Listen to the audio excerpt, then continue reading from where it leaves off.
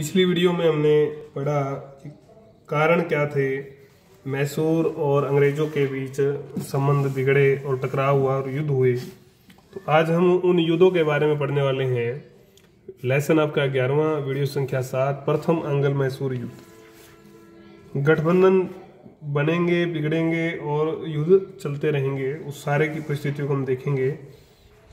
इस युद्ध में मराठा और हैदराबाद का निजाम, मराठा हैदराबाद का निजाम और अंग्रेज एक तरफ थे, ठीक है, और दूसरी तरफ था जो हैदर अली। 1766 में मराठों ने हैदर अली पर आक्रमण किया, लेकिन हैदर अली ने मराठों से संधि कर ली, जिसमें उसने 35 लाख रुपए मराठों को देना स्वीकार कर लिया। मराठे वापस लौट गए। अगले वर्ष निजाम और अंग्रेजों की सेना ने मैसूर पर हमला किया, परंतु उन्हें सफलता नहीं मिली। निजाम निराश हो गया और अंग्रेजों का साथ छोड़कर हैदर अली की ओर हो गया। लेकिन कुछ ही समय बाद वह पुनः अंग्रेजों से जा मिला, क्योंकि तिरुचिरापल्ली के नजदीक हैदर अली और निजाम दोनों की सेनाएं ब्रिटिश सेना से हार गई। निजाम ने कंपनी की शर्तों को स्वीकार कर लिया। आपने देखा कि स्थितियां बदलने पर गठबंधन बनते और बिगड़ते, कभी कोई किसी की तरफ हो जाएगा, कोई कभी किसी की तरफ हो जाएगा। अपने स्वार्थ, अपना मतलब जहां निकलेगा, जहां जो शक्ति उसको मजबूत लगेगी, उसी की तरफ वो चला जाता है। संधि के अनुसार उसने यह आश्वासन दिया कि मैसूर जीतने के बाद वह उसका दीवानी अधिकार कंपनी को दे देगा। अब हैदर अली अकेला पड़ गया कुल मिलाकर, अगर हम बात करें। लेकिन हैदर अली बहुत मजबूत दिल का व्यक्ति था, उसने हार नहीं मानी। अंग्रेजों के जो साथ संबंध थे उसके स्थायी दुश्मनी के हो गए, हौसला नहीं छोड़ा। ब्रिटिश बंबई से आने वाली ब्रिटिश फौज को उसने हराया। मार्च 1769 में मद्रास पर हमला उसने बोल दिया। 4 अप्रैल 1769 को जो एक संधि आखिर में अंग्रेजों को करनी पड़ती है, उस संधि में कुछ शर्तें तय होती हैं, उन शर्तों के बारे में हम पढ़ेंगे। इस तरह से पहला जो युद्ध है खत्म हो जाता है। शर्तें आमतौर पर यही हैं, जीते क्षेत्र एक दूसरे को लौटा दिए दोनों ने। कारूट या कुनूर जिला हैदर अली ने नवाब को दे दिया, कर्नाटक के नवाब को दे दिया। दोनों ओर से आश्वासन दिया गया कि जब भी कोई आक्रमण होगा, विदेशी आक्रमण होगा, तो वो सहयोग करेंगे, सहायता देंगे। इस प्रकार जल्दबाजी में की गई संधि से जो है पहला युद्ध समाप्त हो जाता है। ये पहला युद्ध हमने पढ़ा, कोई विशेष ज्यादा इसमें घटनाएं नहीं घटती है। द्वितीय युद्ध की बात करते हैं, इसमें ज्यादा घटनाएं घटती हैं। ये 1780 से 84 के बीच में होता है, काफी लंबे समय के बाद हुआ। जबकि पहला युद्ध जो था 1767 से 69, लगभग 11 साल बाद युद्ध होता है, पुनः युद्ध छिड़ता है। तो कारण क्या होता है? मसाला पैदा होने वाले मालाबार क्षेत्र पर मैसूर के नियंत्रण से कंपनी और उसके अधिकारी नाराज थे। मसाला केंद्र पर नियंत्रण था हैदर अली का, नियंत्रण से अंग्रेज व्यापारी नाराज थे, क्योंकि उनको काफी नुकसान इससे हो रहा था। फ्रांसीसियों के साथ जो संबंध थे, दूसरा कारण जो था फ्रांसीसियों के साथ फ्रांसीसी संबंध जो थे, वो कारण था। 2 मुख्य कारण थे। 1780 में अंग्रेजों ने माही पर अधिकार करने की योजना बनाई। फ्रांसीसियों के साथ मैसूर के यह पश्चिमी तट प्रसिद्ध मैसूर के संरक्षण में थी, मैसूर संरक्षण में थी फ्रांसीसी बस्ती ये। तो अप्रत्यक्ष रूप से मैसूर के विरुद्ध ही आक्रमण की योजना हुई। तो हैदर अली ने विरोध किया कि भाई आप हमारे क्षेत्र में जो है ऐसा नहीं कर सकते, और अंग्रेजों के विरुद्ध मराठा और निजाम को मिलाकर इस बार इसने जो शक्तियां पहले अंग्रेजों के साथ थी, मराठा और निजाम, वो इसने इस बार अपनी तरफ मिला ली। तो इस बार ये गठबंधन बन गया, संयुक्त मोर्चा बनाया। हालांकि ये भी बाद में बिछड़ जाएगा, वो अलग बात है। तो कूटनीतिक सफलता थी। निजाम इसलिए अंग्रेजों से नाराज था क्योंकि उसने 7 लाख रुपए जो उसको मिलता था वार्षिक देना बंद कर दिया, जिसकी व्यवस्था 1768 की निजाम अंग्रेजों के मध्य संधि हुई थी उससे मिलता था। मराठे इसलिए नाराज थे क्योंकि मराठों के आंतरिक मामलों में ज्यादा हस्तक्षेप अंग्रेज कर रहे थे, ज्यादा हस्तक्षेप से मराठे भी नाराज थे। तो सबके अपने अपने कारण थे मिलने के, गठबंधन के, वही हमने अभी बात की थी। साथ ही जो है आंग्ल मराठा युद्ध भी शुरुआत हो चुकी थी। जो अंग्रेज हैं वो मराठों के साथ भी युद्ध कर रहे थे, इसलिए ये मोर्चा बनना संभव हो गया, सहमत हो गए कि एक साथ मिलकर लड़ेंगे।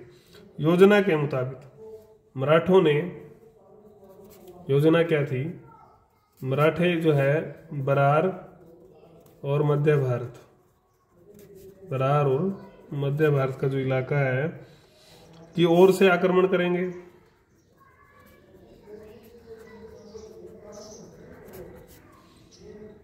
और निजाम ने उत्तर सरकार पर, निजाम उत्तर सरकार जो कर्नाटक का हिस्सा है, और हैदर अली मद्रास पर। तो ये इन्होंने भाई कई जगह से आक्रमण होगा तो अंग्रेज वैसे ही परेशान हो जाएंगे। 100 तोप और 80,000 सिपाही लेकर जो है हैदर अली चलता है, धावा बोलता है। हैदर अली के बेटे टीपू सुल्तान ने कांजीपुरम के पास बैली को पूरी तरह हराया, अंग्रेज अफसर था। दिसंबर 1780 में हैदर अली ने अर्काट पर अधिकार कर लिया। 1780 में अर्काट पर अधिकार।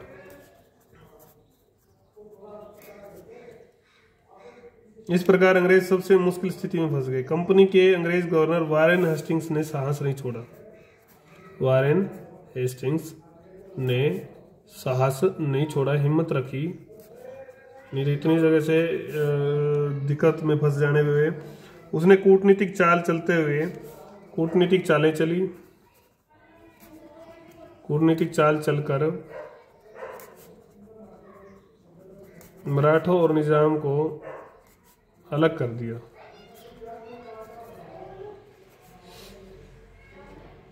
हैदर अली अकेला पड़ गया, लेकिन वो युद्ध जारी रखने का निर्णय लेता है। सर आयरकूट और कर्नल पियर्स, आयरकूट और कर्नल पियर्स की जो सेना है हैदर अली को हराती है। हैदर अली को कई स्थानों पर हराया। हैदर अली कमजोर पड़ने लगा, लेकिन तंजौर में टीपू सुल्तान के हाथों ब्रिटिश सेना की हार हुई। तंजौर पर टीपू का अधिकार हो गया। तंजौर पर टीपू का अधिकार। ये स्थितियां हैं, घटनाएं हैं, आपको याद ही करनी पड़ेगी कैसे कैसे घटनाएं घट रही हैं। बंबई, बंगाल, मद्रास, तीनों क्षेत्र से, तीनों जो प्रेसिडेंसियां थी, तीनों प्रेसिडेंसी की सेना अंग्रेजी जो है आ चुकी थी, सेना मैदान में थी।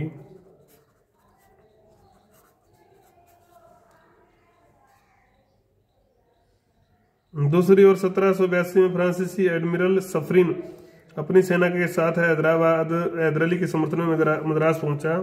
वह कई स्थानों को अपने अधिकार लेने में सफल में रहा, जबकि बंबई से आने वाली ब्रिटिश सेना मालाबार पर अधिकार करने में असफल रही। इसी बीच 7 दिसंबर को एक बड़ा जो घटनाक्रम होता है वो ये होता है कि 7 दिसंबर 1782 को हैदर अली की मृत्यु हो जाती कैंसर से।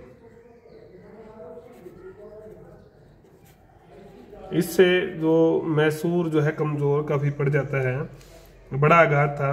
टीपू ने फिर भी युद्ध जारी रखा।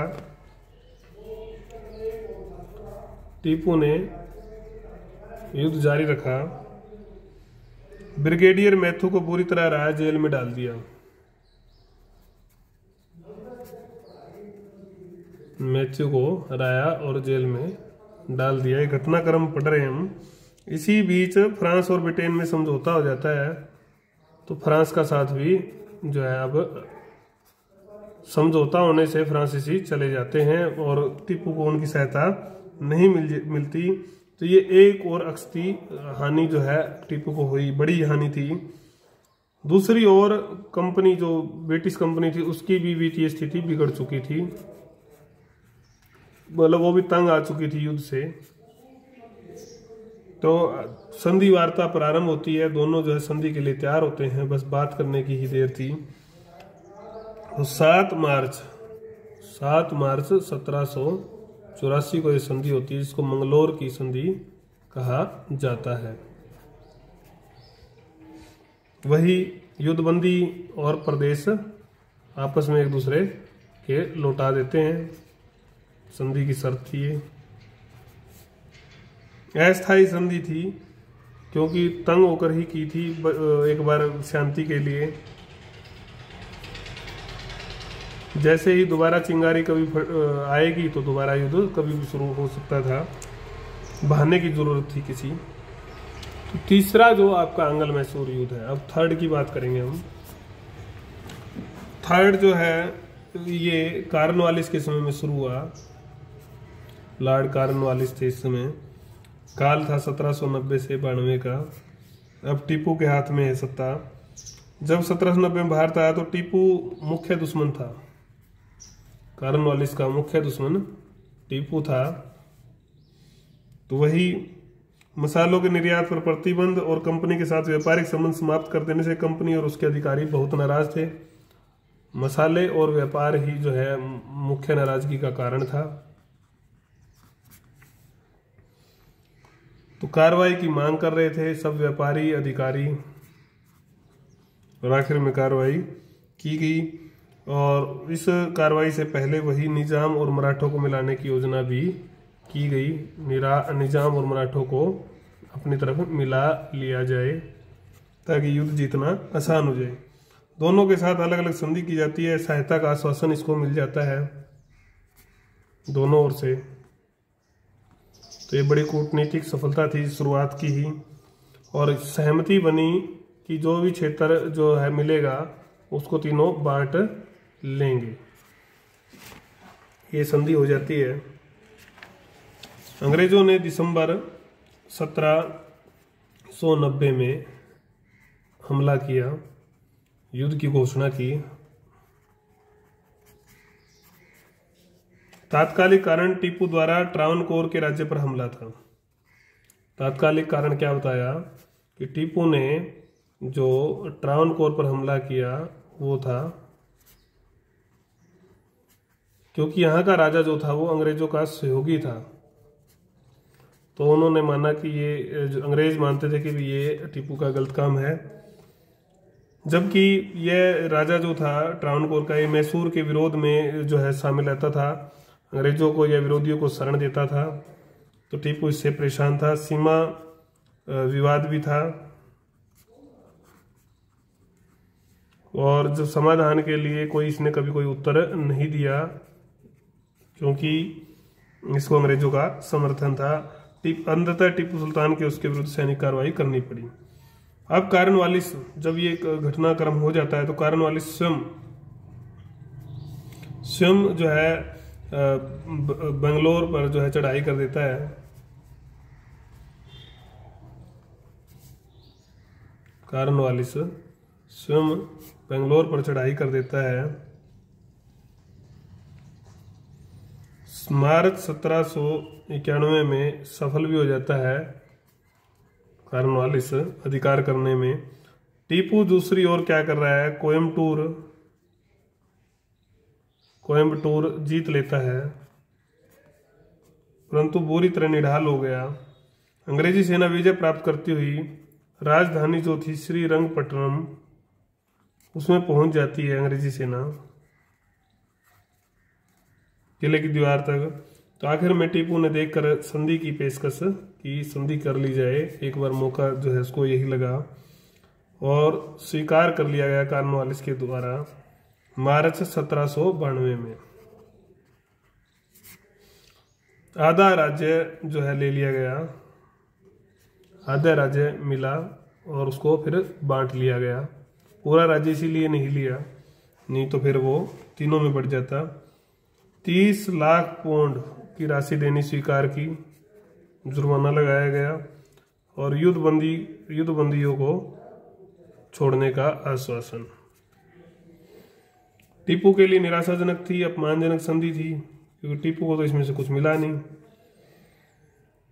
प्रताड़ित होना पड़ा। 2 बेटे उसके बंदी रखे जाएंगे जब तक ये राशि नहीं मिल जाती।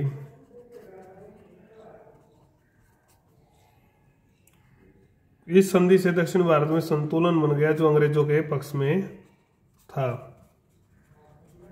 कंपनी के पक्ष में था। मैसूर की कमर टूट गई। मराठों और निजाम को भी एक सीमा से अधिक ताकतवर नहीं बनने दिया गया, तो ज्यादा क्षेत्र नहीं दिया।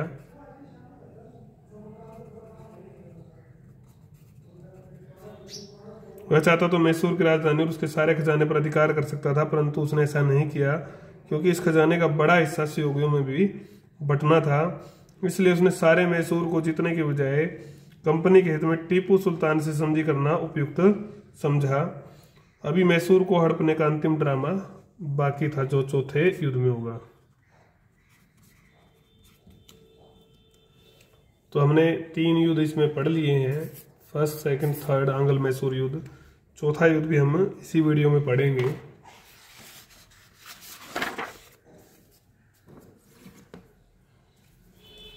फोर्थ जो युद्ध है, फोर्थ आंग्ल मैसूर युद्ध जो है वो 1799 में होता है। श्री रंगपट्टनम की संधि से जो है दुखी था टीपू, क्योंकि उसके लिए बहुत अपमानजनक थी, प्रताड़ित करने वाली थी। उसने अपनी राजधानी की किलेबंदी शुरू कर दी। सैनिक प्रशिक्षण, हथियारों पर, इन चीजों पर बल दिया।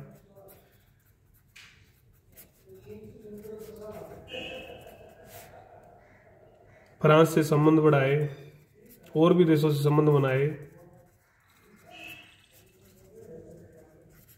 फ्रेंच जैकोबिन क्लब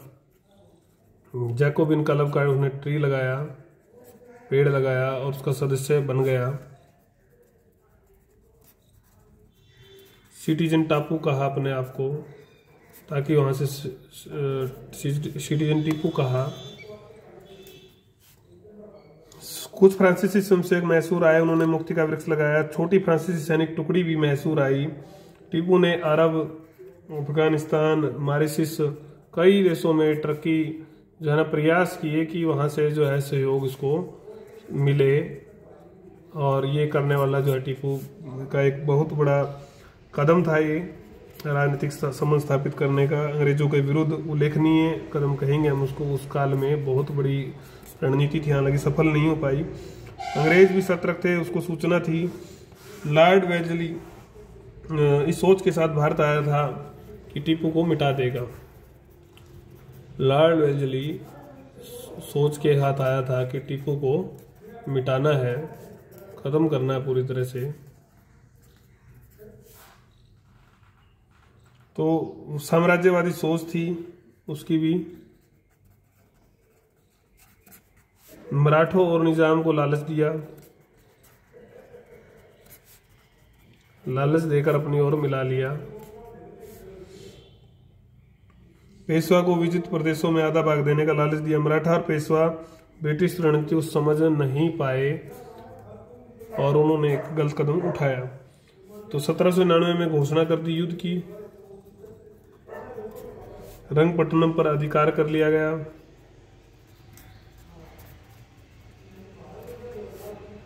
समर्पण से इनकार था इस बार टीपू का। उसने वीर गति को प्राप्त करना, लड़ते लड़ते ही मरना उचित समझा।